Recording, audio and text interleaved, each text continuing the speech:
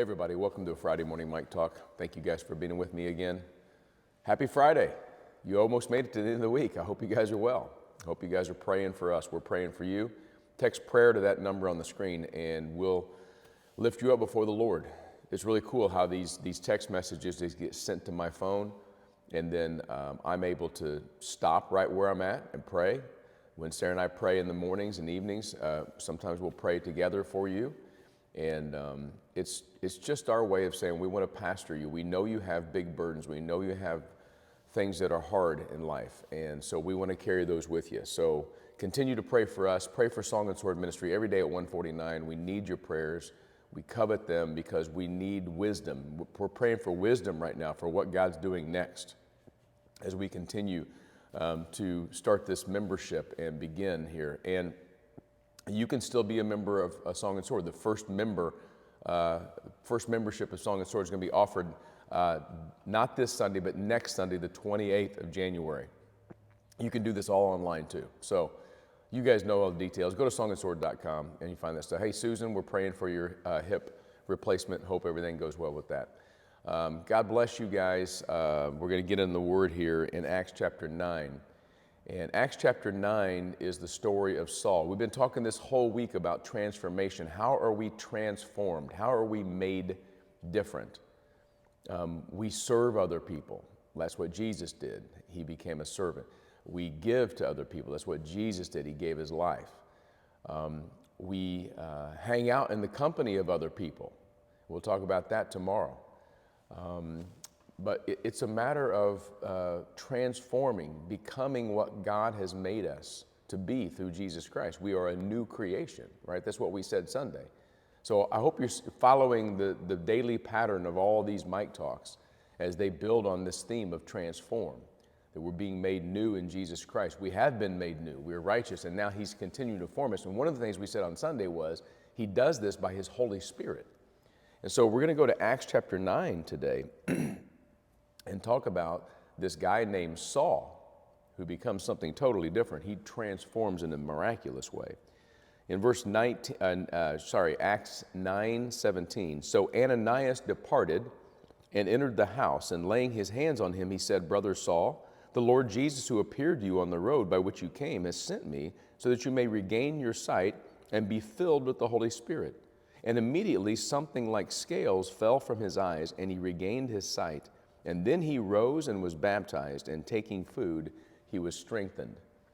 If you know this story, it's a great story. Saul was a very, very, very strict and dedicated and dogmatic Pharisee.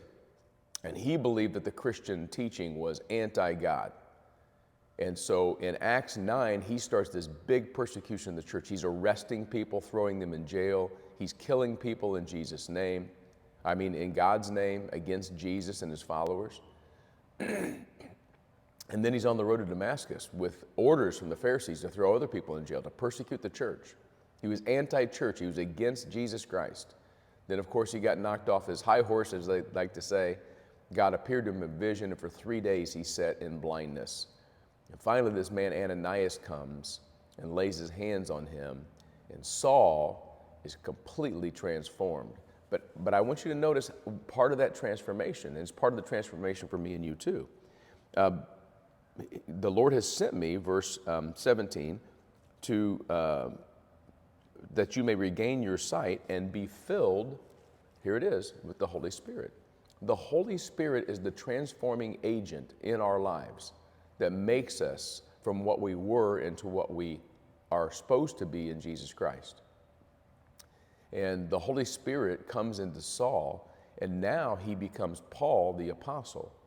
And what was at one, and again, we believe that he saw visions and Jesus appeared to him in that 3-day period, and that's why he's an apostle. But the apostle Paul was once Saul. Saul, the Christian killer, to Paul, the apostle, who eventually would be killed because he was Christian. That is a transformation, and that's the kind of transformation the Lord does in us. I know there's probably old habits.